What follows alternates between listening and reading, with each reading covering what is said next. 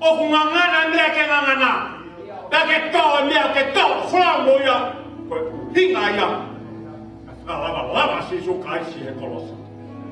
Kate lave he mama ko ia. Täytyy utan nofo he mama sisu kaisi. Kaikki he lata kaikki he pouri.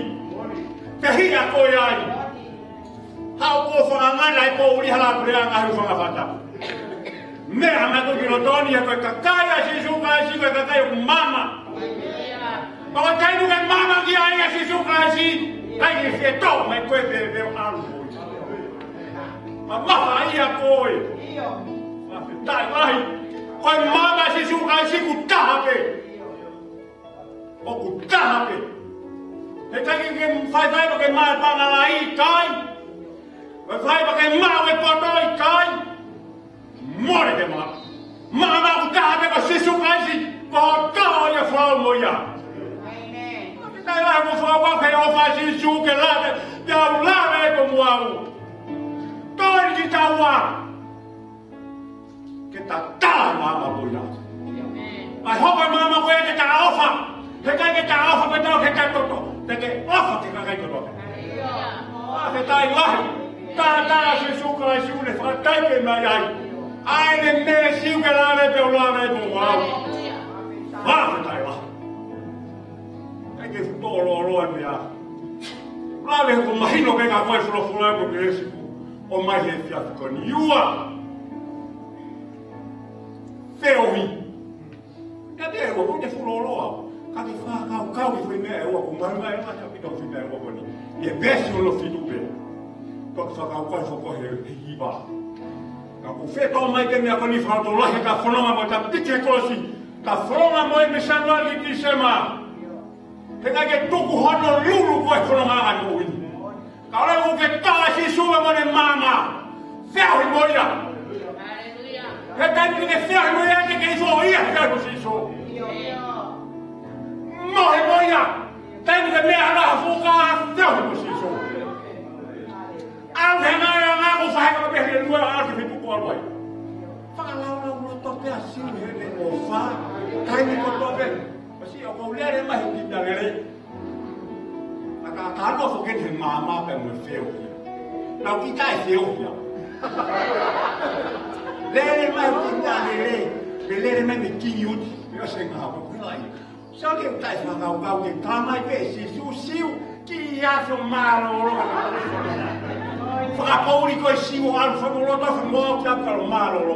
I o hawa uia tau he te arere. Sa ke me ke hala whakau e tata. Kala mai ke si sue mea ke whai. Fusi pe sue mea hala lahi. Whakawhetai lahi ko poto si su. Kune o mai ke koe me mo au. Kata ke tanga tāwe. Whakamangana ke skapai me whakamamaka ka whuluma kusa. Tai lahi mea ofa si su ke la mea whakamilita mo au. Tōni ki taua. Mea o pore i he whiawhini kainga. Whiahi mo si su. Ko tainu ke whiahi mo si su te ke tāna me mai si su. Tāna na tahe kai si su te ke whia koe ai. Afi tai lahi. Eke tōro oro ai te. Kore hiasa. Ana ki me kua. Te puputu whatunga e tau. Tau. Sino tau e. Taipe. Taipe asa e. Waini he fia. Koe ni. Pata. Tonga ki putu whatu me o. Tanga tane e mea o whatu te kuke. Mahui ngai hau tani o ke hengai. Ka ke ta whainua i ha mea whikawa ki tamo siso. Whainua ke ke hinga. Ka taimu ke whainu hinga ai. Ke iloi. Hano tākua ki ta mono lele. Whanu tai la. Taimu ta nofu ai o whiohi mo siso. Ta lawe hene mama. Ka ta lawe hene mama ke whaamu koe ke tufa. Ko ene mama ia. Tufa ke whakapori mamangi ai. Ka te oe toi ala mai ke whiohi mohe po siso. Alpe whetu kei ai ke whaamu koe. Tufa mai kakai. Mai uke ke ui koe. Wena lonto tafit vai nima pe tafitu. Ka toki ia kaisa taha. Io. To me te te ko pa whanonga koe tau. Tai la. Ko ta fufulu anga. Ta'a Jesu Christ. Nen. Kai kita toi ma le tawam ha toi fai nga palo. Hatangata. O fai nga bata frala ki hota poto. O nga bata frala ke mea ma otani ma. Pa feta I flinga ke frala moni kia Jesu Christ. Pa feta yo.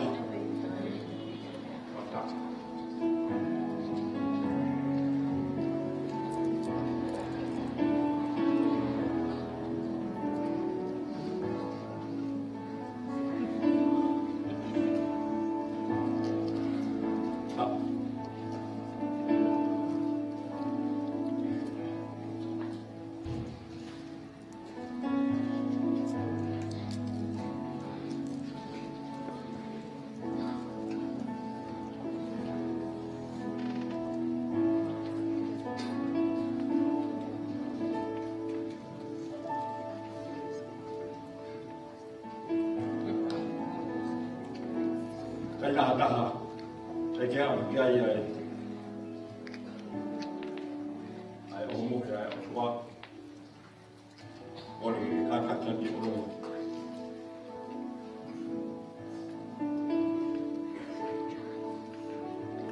có cái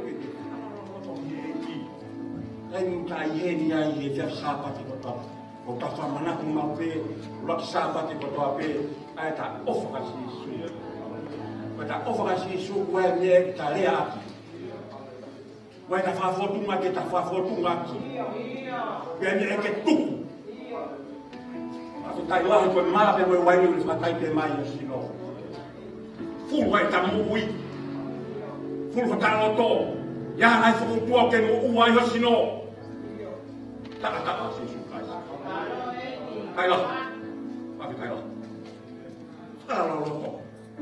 Kita, asal gua mau saus dengan kawan.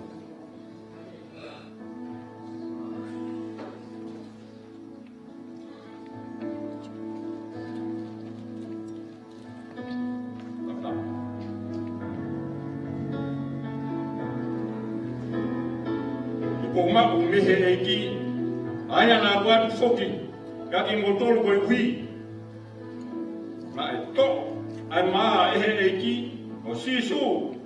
Ihe po ya na lavaki ya ia da hiri ene aku ai fafetai nene paki ia one pehe to o kai ko hop sino en aya po momo ko uhi o ki motor fayen ko faka manaku kia te au da pehe foki ene to ai ku hiri ene kai ai oho mohe Ore pehe, koe ipu eni, koe whakawa whoo, I hoku toto, o whaieni, koe whamanatu kia te au, I hoku mō whaa I nuia. E oka mō kakai ai mani, o inu I hei puni, o ku mō whakahai, ai te kia e ki, kia te au, ke haku. E rawa. Whawhita. Engele mau whawhetai lahi he whiawhi whakolokai. Mau nofo tāna ki mu, e mau mo'u I koe whonua hape. Ka mau lawe he whiawhi whakolokai ni, a hoa sino ke hana whakaipe mai au mā. A hoa tātā ke whakaipe mai au wane. E mau ma'u ia o fufuru ai e ngai kohi e mau mo'u I. Whawhetai lahi e whainga maari o e mo'u I si so. Uke tufa taki mau toro. O ia I tua mau whamaro ka te koe he whiawhi ko e ni. O e te whaiwhai pa kakai whanako pe ki mau toro. O ke kakai mau toro ku mau kala mo fua ki mesi. Iona. O ia I tua ku mau whawhetai lahi. A ki mau toro ko tō mai ku mau marumaru hana ka whare ko e ni. Ka mau ka mau e mabe mo I wai ne. Hanga ho ia mea o toro ke hui. Ka ke nofo e mea he mau mō ui ke whaka o ngā aki. O tonga whaina se mo tolu ai mō ui. Whawhetai lahi e whainga maari o e mō ui si so. Mau lawe ai I ngai whami ko tau pe mau heni halo tu whare koe ni si so. Ke ka mau ka mau e maa. Uai ne, whai toa ki moe ngai whokotua ko tau pe mō wā mau si no. Ia si so kaisi ka ko mau whamo ui. Mau whata hai maa. Uai ne he wafa, Jesu Christ.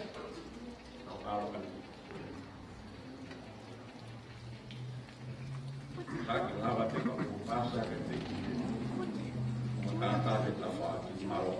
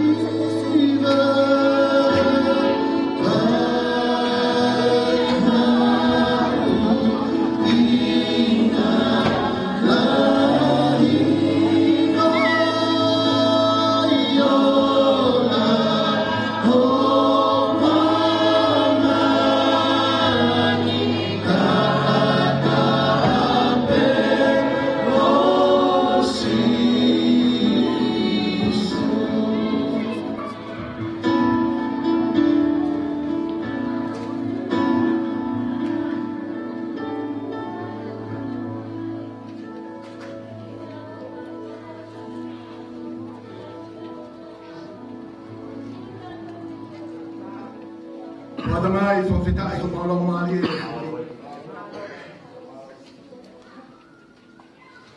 From Manatu, I met an angefe kau ke mau toto fai hili au foke mai. Ma from Vitai e ki goi o from Manatu mai e ma pe mo waine ai ta e mo sino tapu e afiona. Na te toke korosi do ve no mato. E pe mua o wana ngalo e mau toka taimi ai fei lau maunga na ke fai kare mare. Amana ke mawhanong ki ho wholofola e whia whini. O kuke a whio e koe a tamai o e ki, koe koe kere mut. Ka ke hame e te mawilo. Ka mau hanga o mau mata ke te koe o hangi koe loko e soso whate. E ki ka ke ahu malohi, ka ke ahu pot, au sio o mata ke te koe. Ka pekina hau kai ngā lotu ki e whia whini. Aki ho wholofola, e whaunga whakawho pia au. Amen. Mawhanang heiki.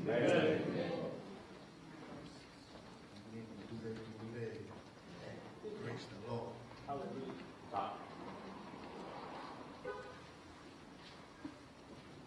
Kung whanga tu pehe, whakatapuna supaya tangata na niya nagdari kau tu.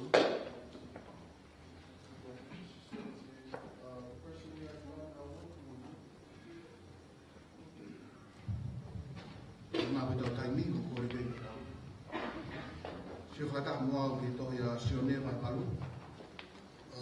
with me to our scripture tonight, which is John chapter 8.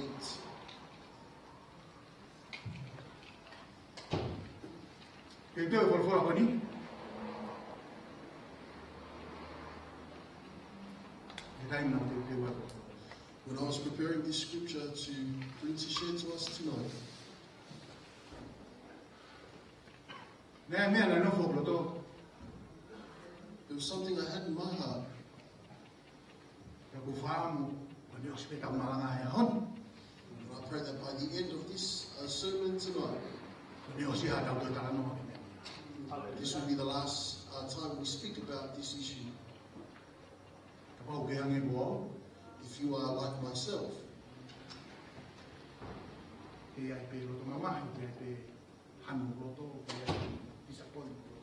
there are still disappointments in having my heart, or things that have upset me,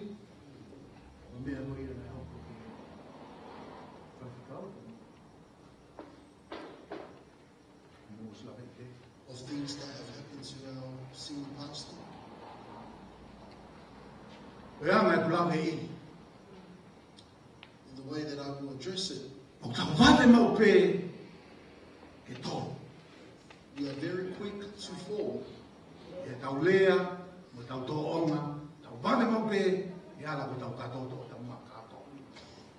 are very quick in the way we respond, our reaction to what we speak. We are very quick to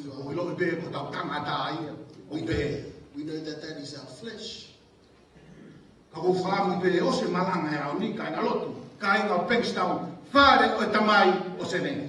pray that after tonight, Bankstown,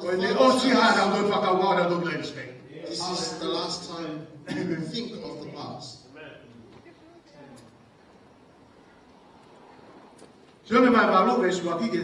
Resi te kamata lawa te ki resi tani matolu me va fitu.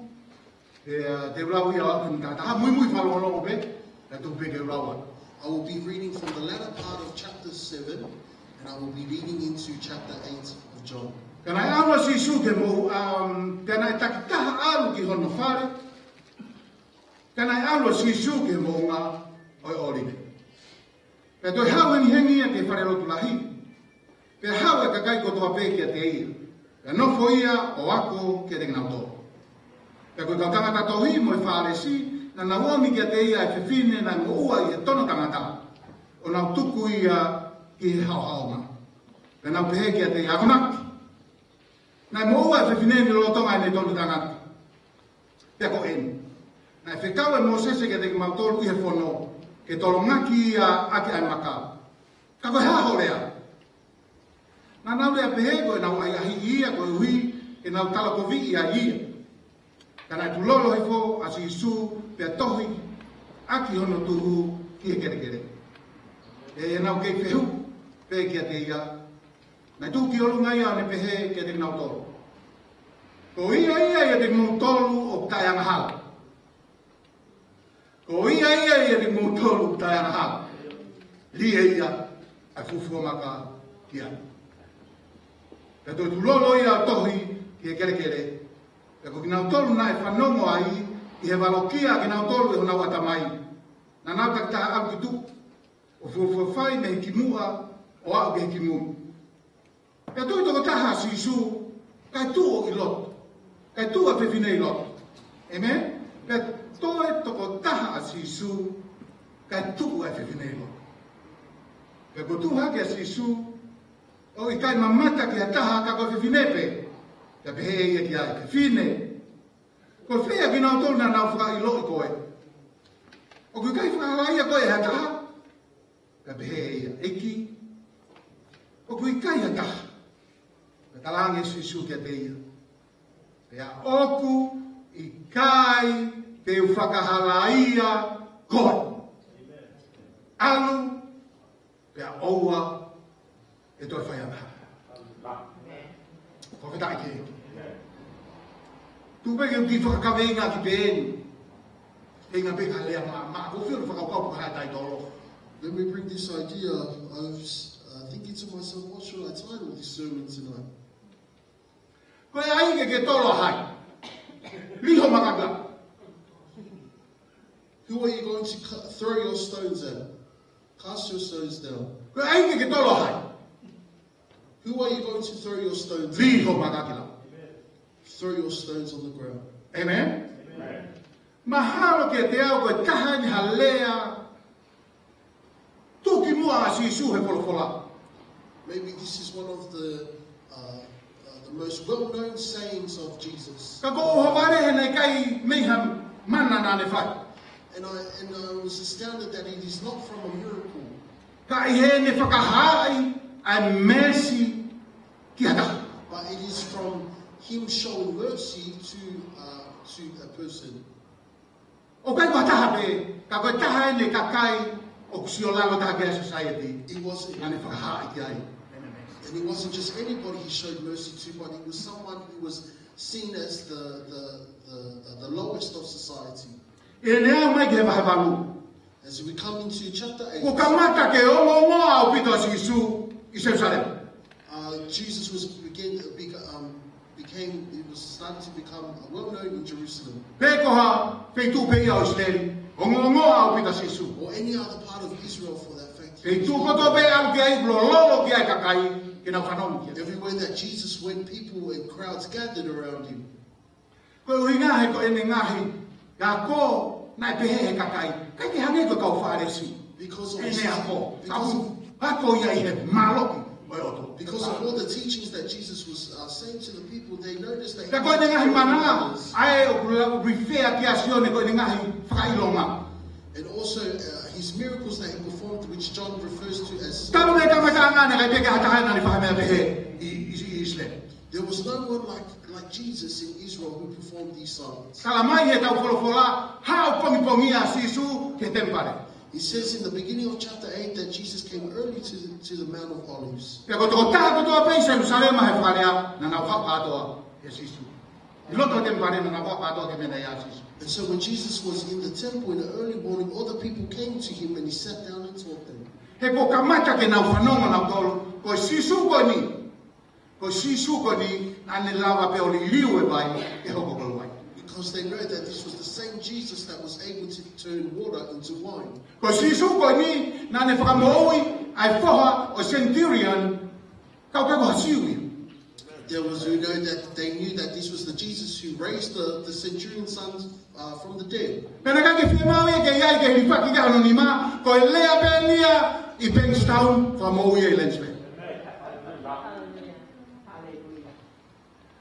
It wasn't needed for the centurion to come himself, but it was spoken out of faith, and the boy was raised from the dead. Anu atu he ongo, ko sisu ko ni, nane whamoui he tangata, tau e tolu walu e ne moua he mahaki, I he vai pete se ta, alu atu pea sisu he ahta tau, whamoui. There was a person who had a disease or a sickness and an illness for many years, and Jesus was able to heal him. Pea ko sisu ta tau, ko I manima, I iki. Pea mo ki mata I ka e ua, whawhanga e kau tangata e toko ni mau. And with 5 loaves and 2 fishes, this was the same Jesus that was able to feed thousands of people. Pea toi ki sa sala holo he kakai, ko sisu ta tau, o kulawa pe ia ho ebe elma, e whakatai. And the crowds who gathered around him knew that this was the same Jesus who was able to walk on water. Ko ia peke whakahopare ia, ko wheitu pe ia sisu, ko oho katoa mai kakai ia, e na whanongi ai. So it's no E na whemau e na utolu ke na whanongo, ke tau tako ni, e koe ai mana o kune lawa ke whai. So it's no surprise that wherever Jesus was, there were crowds who were gathered to see what Jesus will teach or speak or perform. Mei ko toko taha ko toa pe, Nearly everybody na nau mutui na utolu, pau pe, ko nisa ia ina tataki ai se. who had faith that this is the Messiah who has come to lead Israel. Tuku kehe pe ki grupu tosi o whakaingoa ki na utolu, ko kau wharesi, na mo kau skalai pe. But this doesn't include the small group of which is called in the Bible the Pe Pharisees. kau wharesi mo kau skalai pe, o kunau loto mamahi mau pe na utolu e sisu. The Pharisees and the scribes were always upset with Jesus. Na loto komi mau pe na utolu e sisu. They were always spiteful of Jesus. Ko inga ko na whakaukau. Hawa sisu ia o alu ke kau ang hala pa te lau e talanoa koe koe ia luke bata anima. Alu ia kai whakata mo kau ang hala. Ka mau kautat mau tolu hene ka kai lotu o Jerusalema, hau ia au ke kau ang hala. Because the Pharisees saw that Jesus went to a fellowship among sinners and wrongdoers, but yet did not come to them. He taimi ki he taimi ko na feinga I peke ai ai a sisu. Pe mo no lava pe sisu ia whangai whare ki na tolu he mata koe kakai. Every time that they would try and test Jesus, Jesus' response was always to put them in their place. Mana tu ia hai taha. Na o mai eki o totonga ke mau pe e mau kex I loma pe kai. Remember the question they asked Jesus whether it is right for them to pay taxes? E na whakau pe ha mea ke na honga trap ia sisu ko hui ke na talatala ko viki ai. They would always think of a way to trap Jesus with what they would question him with. Ka ko hani o whai mo fua pe o na honga sisu o whakangari ware I na tolu. And sometimes it's so easy for Jesus to just respond and make fools of themselves. Tange sisu. Wa koi ni hena. Jesus asked them, do you Toma have ni. Bring it with you. Ko hai e misi o kuasi ai. Whose image is on that coin? Sai ke whanau mo le patoe. Ke tari a sisa. Listen to the answer. Ave mea a sisa. Ka sisa. Ave mea e o tua ia. Jesus said, give to Caesar what is Caesar's and give to God what is God's. Ya ku na bloto mamahi mau pe. Hane pe na ngari vare ta. Ko taimi ko to na fenga na to ke trapa sisu. Iku ia na ngari vare. The Pharisees always try to trap Jesus or ensnare him. Pe na bloto kovi ai pe taimi mo whakau ai pe mea. Tala kovi ai pe. And so they would always think negatively of Jesus. But not today. Kai hea hon. Ko unga Now, mau foi palani whakawhawhata. Because they have this plan, this beautiful thought out plan. Ia koutu me taurai ki lahi, o au ke katoa e kau tuki mua kau wharesi, ko nau palani en, ke nau mau ele wasisua. And this is what they conspired against Jesus, and their plan was to come against Jesus. Nau ilo bro tonga whakua sisu e tenu vare. They know that Jesus is in the temple teaching. Kala mai he kau wholofola, nau hu, pe nau mau e whewhine, o taki mai whewhine, nai moua i he tono tangata, o li mai ke tenu vare.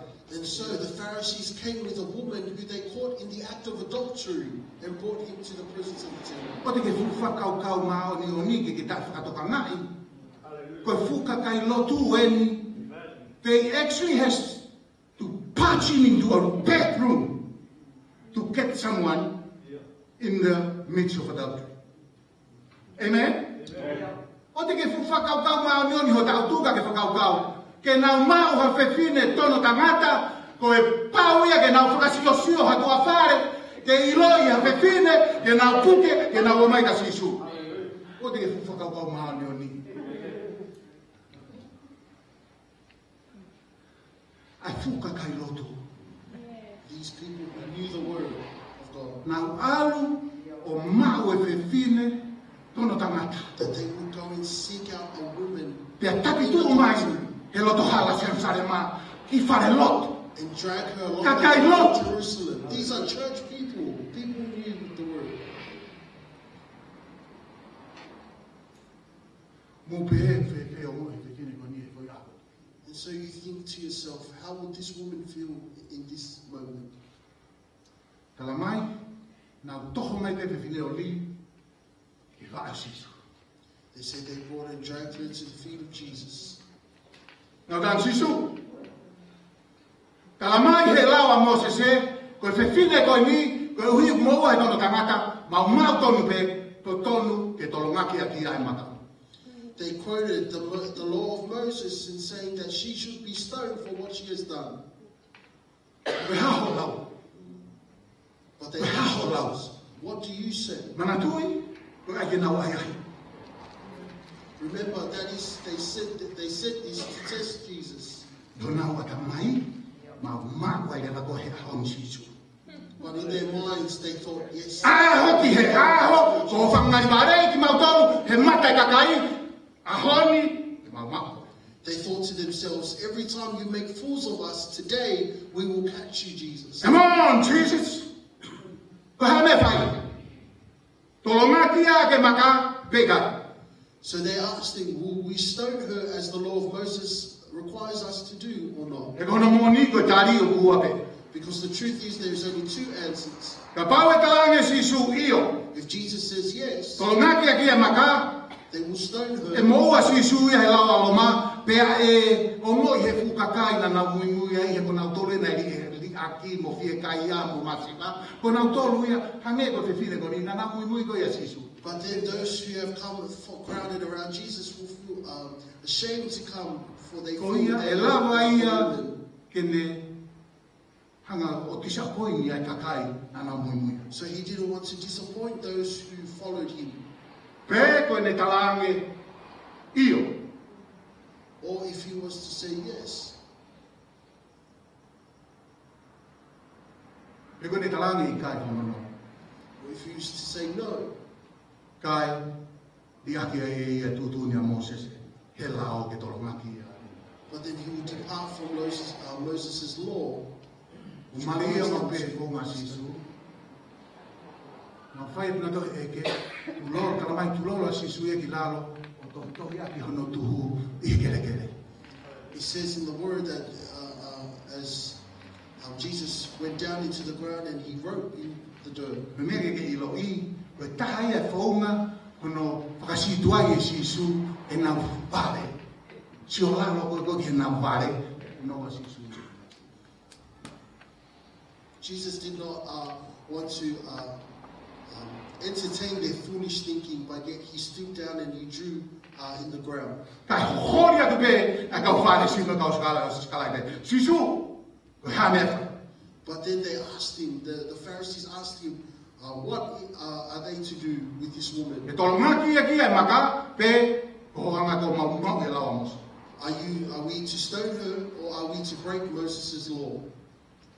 E whaahilo wakakai. O kai peke na ulanga na ure ke tuku fua me. I vilipe.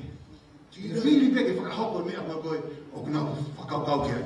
Do you know anybody who cannot surrender themselves or be humble, but yet always want to have their way? Ka mai e whora tulola sisu ka na utoa whai atu pe. Sisu. It says that Jesus had Ko hea mea whai. but yet they still questioned him. What Ke moi mato ko hea mea whai. They need to question. Tolo ngate kia maka le ko mau e lawa mosi. Will we stone her or will we break the law of Moses? Me heni leva lea ke sisu e taha ne lea ma ona au pito betu ki muka ki te au e katoa whorofo. And Jesus stood up and he spoke one of the most well-known sayings of his in the Bible. Ko ia pe o kui kai hane anga hala li e ia loki. He who is without sin among you, let him throw a stone at her first. Na ua me pe whai opsine ua. I only gave two options, Tolo ngaki ia te koma mau e lao. to either stone her or break the law. E kina wena na tō ua pe opsine anga tō. But they didn't know that Jesus had an Kaki option sio for ki himself. he very smart as sisu. You see how Jesus is smart. Ko ne tari kai ne hanga ia o feni ia e kau. Ai lawa mo se se. His response he does is not to break the law of Moses. Kai ne o feni ia aloma. And he doesn't break the laws of the Romans. Ka ko ia pe o ku I kai ke ane anga hala li e ia. But he tells them, he who is without sin, cast the first stone. Kala mai lewa e tala noa. Me matua tua, o ake sisi taha, na uri e na umaka, e na wa. He says in the word that in verse 9 that from the eldest to the last, Ame o kamatai de from the maswa, last to the ground. lahi ange na uri anu ino koke hanga. It says that they were convicted by their conscience. Tok whakau hake kau talawa, o, ane afi, o ye. They thought to themselves of things that they had done wrong themselves. Whatongai, ko hinga na sisu, So this is what Jesus meant. o kui kai, ha taha, I he whaleni, e qualify, e whamau I e whiwhini koni. There is no one with the authority in this place to judge this Ko woman. ino pea wharesi mo e skalai pe, o mo tau he lao katoa pe. I know you Pharisees and scribes. Mo whakaukau ko mo tolo marion, You think of yourselves as he te righteous unga koe ku mo tui. of the clothes that you wear. Ko ino pea mo ino rau au kotoa lo tu. I know you know the ceremonies and the rituals of church, Pea mo hau he sa pate kotoa pe o maulo. and that you come every Sunday to church. Ka neongo ia, o kui kai te ahatahi e ku mo tolo e qualify, ke ne whamau I a whiwhini koni. But yet even that does not qualify you to judge this woman. Ko ia, Therefore, liho maka ki lalo, throw your ua stones to the matua, ground. arbitua. Pe ko aiki ke tolo ai. Who are you going to throw your stone at? Amen? Pe aiki ke tolo ai. Who are you going to throw your stones at? Ai maka koi e whakariria, kurita. Stones of anger. Put it there. Maka koi e hingoa o ke kei uia ke whiwhine koi ni. Lieka. Stone of a name you're going to call this woman, throw it down. Maka ka hono whakamai. Lieka. The stone of wanting to shame this woman, throw it down. Maka ka hono lau I kovi. Put it down. The stone of wanting to talk bad about this woman, put it down. Maka ka e whakamawahe mahe.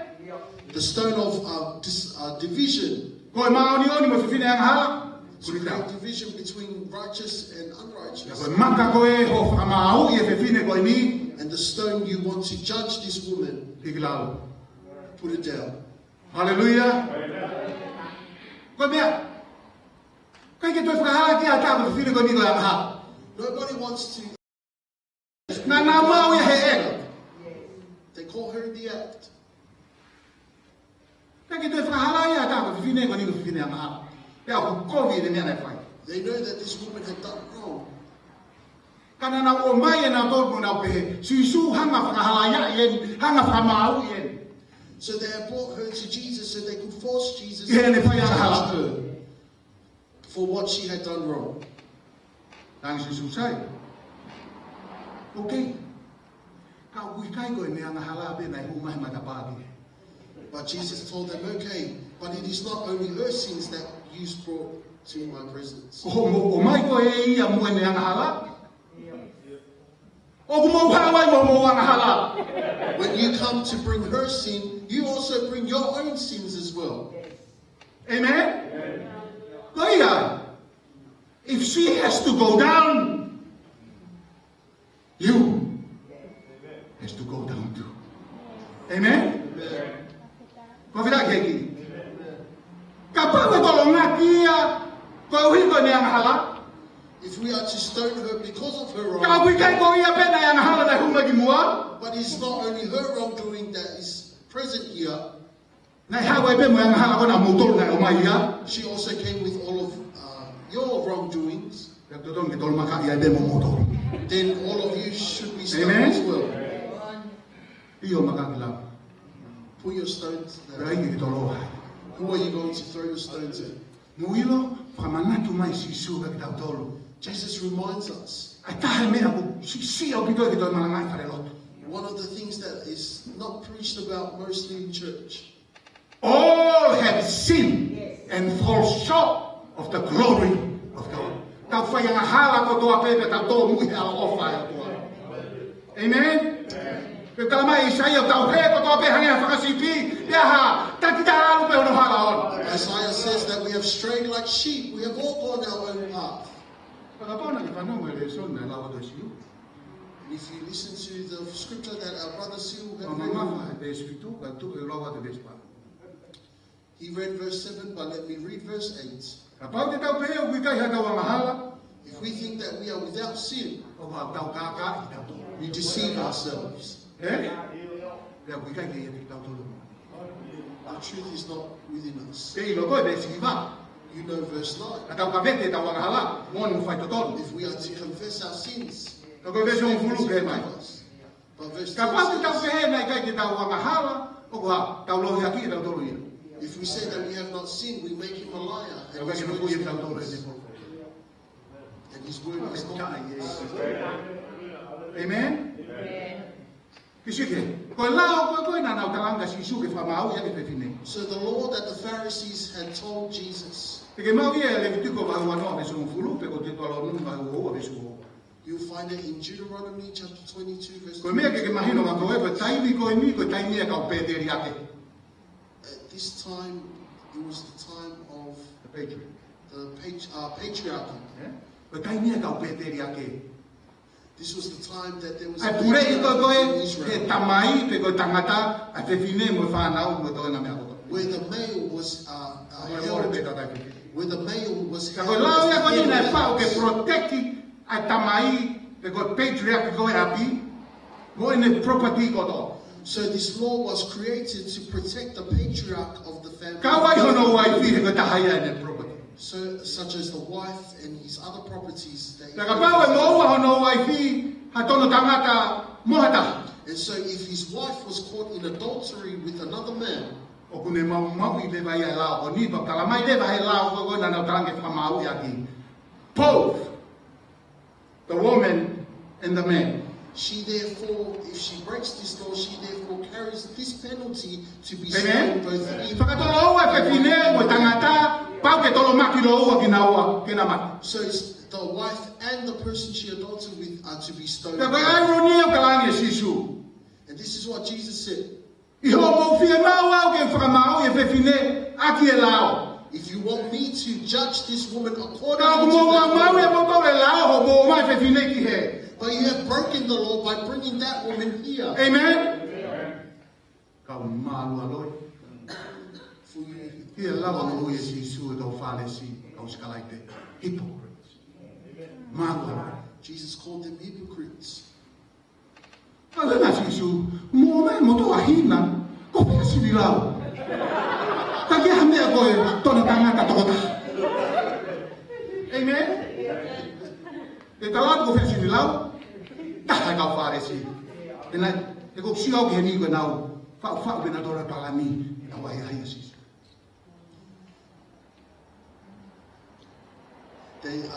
It seems that the Pharisees had conscribed amongst themselves one of them to be caught in the act with adultery, just as Jesus did this. Sa ko whakau rea ia, e whainga loto e kau whāresi.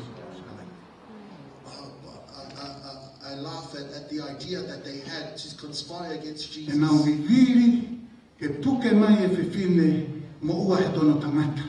Ke whakamau I ke tolo ngaki ake maka, koloa peke lava e nau palani. So that they were willing enough to bring the woman forward just to complete their plan. Everything they planned conspired against Jesus. But they don't care about what the woman had done. They don't care about what she's done before that moment she committed.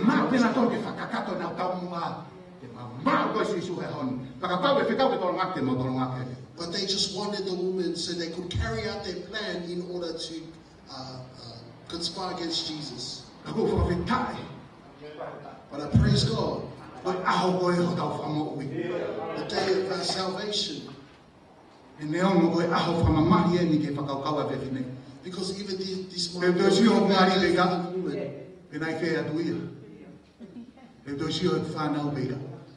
she was thinking to herself, will I see my family? Will I see my children?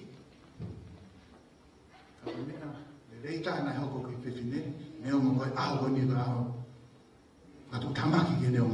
one of the best things to happen to this woman's life, that they would bring her to Jesus. Praise God.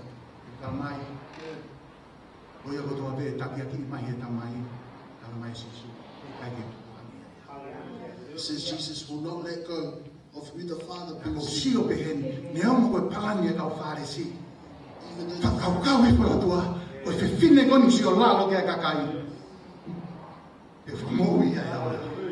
Even though the Pharisees brought the woman for to conspire against Jesus, but God saw this woman's life. Because this is the verse that I'm amazed at. And Jesus was alone with the woman. And I do to ta hape asisu da mo fefini. Paveta ke kau Pharisee me kau skalai pe al. The Pharisees and scribes were gone. So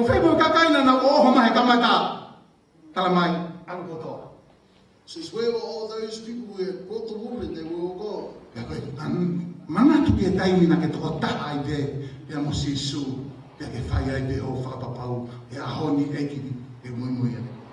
Remember the time that you were in the lowest part of your life. But you can be alone. Even though we are great here, gathered here tonight, but sometimes you can feel as if you're and at that moment we are alone with Jesus. We are saved. When he was alone, a man wrestled with him. And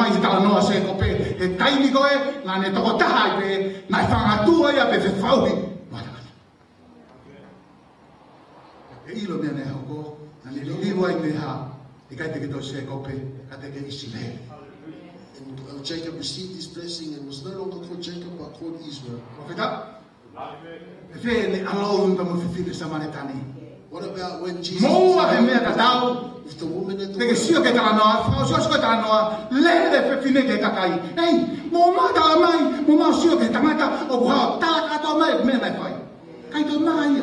The woman at the well at the end of the story said she ran to her town and told all her village what had happened.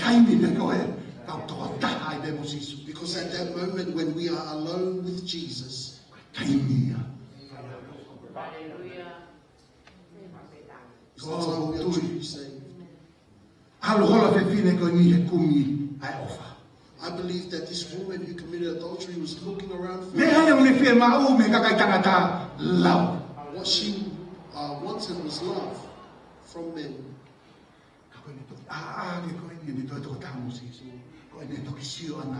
e whawhonga koe o wha. But when she Look straight arose, at him with compassion. The only emotion Jesus showed this lady was compassion.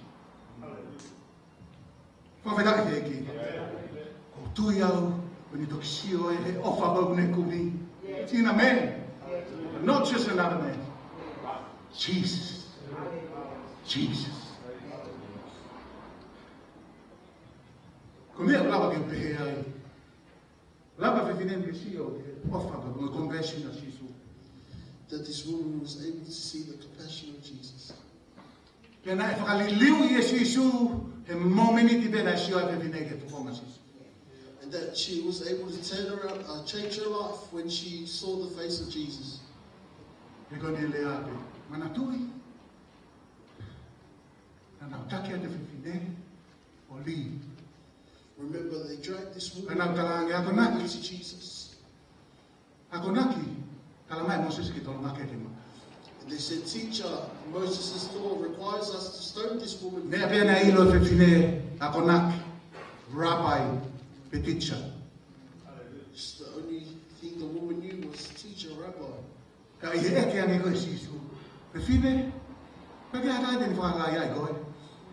But when Jesus arose and said to the woman when they were alone, Woman, Tell what her are like- those accusers of Kalamai yours? tata. No one, Lord. She responded to Jesus, Kaya taha eiki. Pawheta eiki. Kalangi ai pe Jesu ke whiwhine koe ni nai ma o mou ai tono tangata. Te au i kai te whakalai ai e. and then Jesus responds to her, Neither do I condemn you.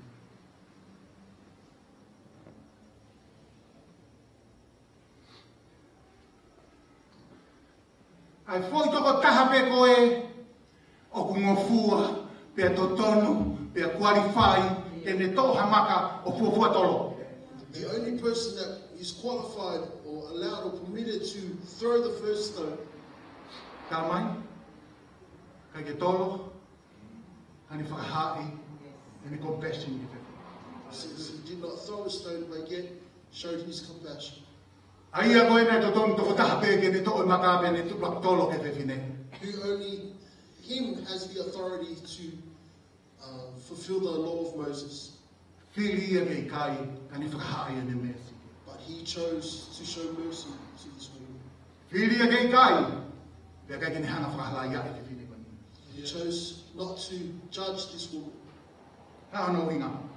What is the reason? O kore peke mō lau whakataha mai. Sione mai tolu wista. Amata, he nā e ofa pēa o whakataha.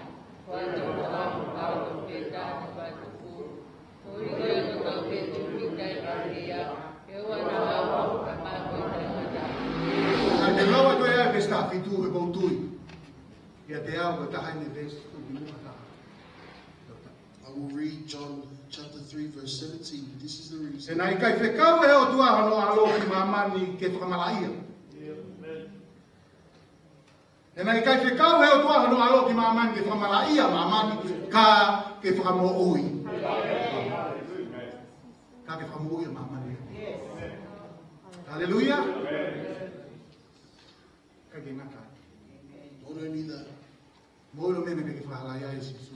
do you know why Jesus did not condemn the woman I e taimi koe ni. at this moment? He's on his way to the cross. Because he's on his way to the cross. Pe koe kātoa, ai angahala whiwhine koe ni. I tuke to the cross. Amen. Ko angahala ko tua ka mo angahala. Ane ave kātoa. And your sins and my sins he carried all to the cross. Koe mea koe ko kene hanga whakahala iake koe. Condemn. That's why he does not condemn. Me toko kātoa ko angahala. O anu moe ke koe sins. Na ka whakamana tua. He took all your sins to the cross.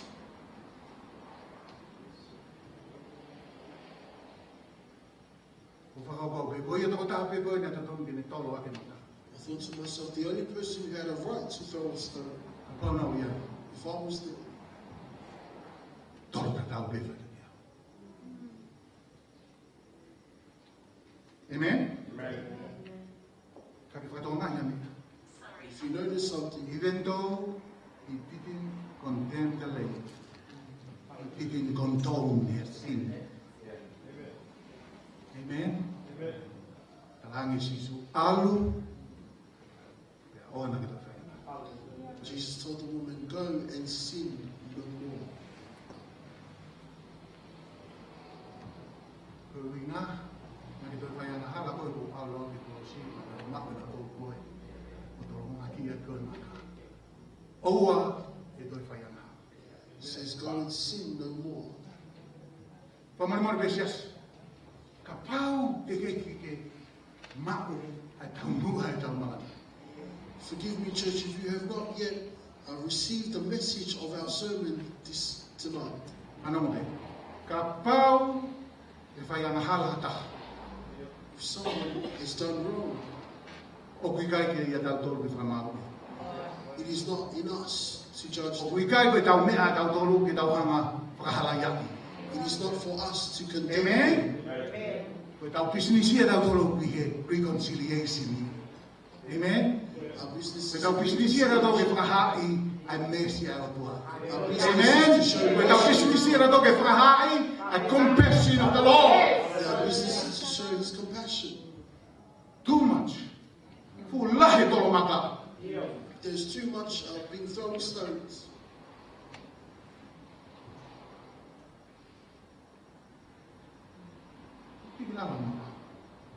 Put your stones Toko down. maka me kato dase.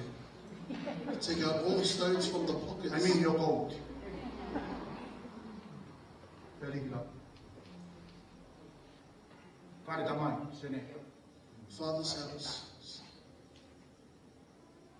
Ko toka nga iengi, whakahai e si sua o whamoni. I believe that Jesus showed His true love to this woman. Whakahai e whamoni more. He showed Him forgiveness. Amen? Pene toi whakahai mo restoration. He showed restoration. Pene talangi. Moment. Mana toi me wini whae. Remember what He called His mother. Paki fuku piki isi uia dai ni. Kai he taino sisu, koi hanga ia hau respect ya taha. Yuko kai fefine wome. Koi mea pena o mai fefine gave a adulterous woman. Kai ki nau toi uina tola nau, mai ko fefine whai ana hala, ui e sisu woman, hange pego e ui e whae. Respectful, restore. So Jesus no longer called her an adulterer, but calls her O ilo pe respectfully and funo addresses roa. her as a woman. Kai ka ke whanga tukuange mea mau inga taha nau sio kia nau. But I know time has been long, but I don't want to let go yet of the very important thing. Kai mi kona tu hake a sisu to to ta be mo fefine. When Jesus rose up and saw that her and the woman were alone, Ko pehe. I thought to myself, No, aku ka ko. they had all gone Ko winga ko ha? Ko ka wana ha. because they were all sinners. Amen. But the only one who can forgive them is right there.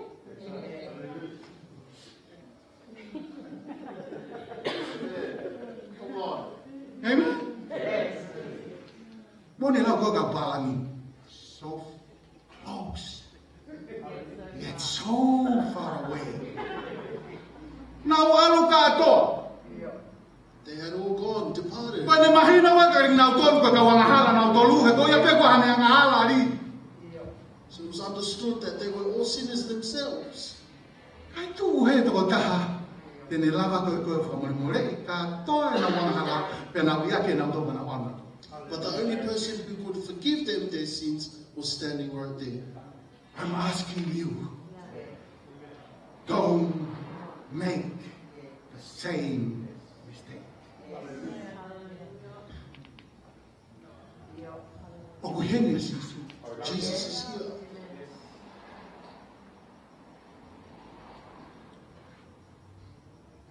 Ope, kami wia. Tentu lolo fata mo fefine be basis. If it was me, I would also put myself Pe katolongi au, pe katolongi mo ni sisu. Because if Jesus was to throw a stone at me, then I would receive.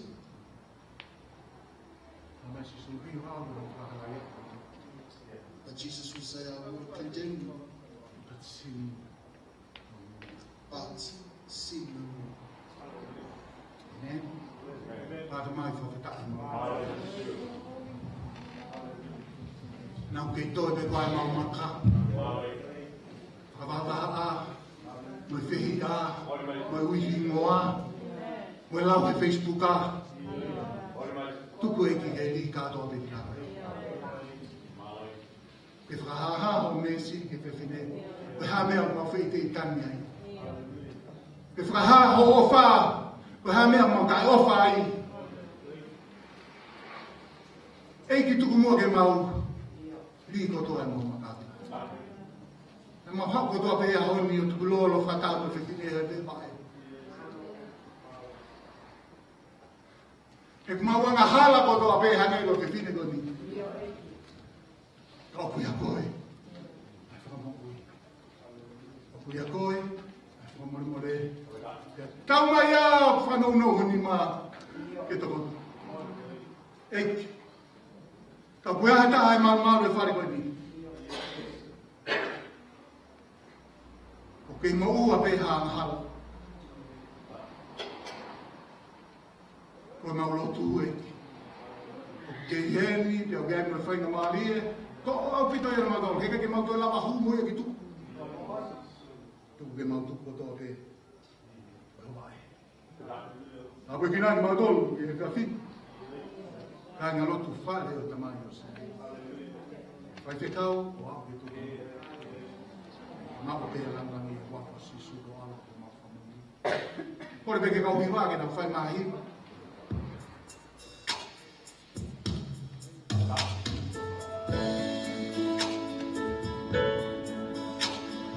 Peke hau ki mua peke tau tono wha ngā. Nā ko uiloi. Kei toi pe maka ai ai kato o tau.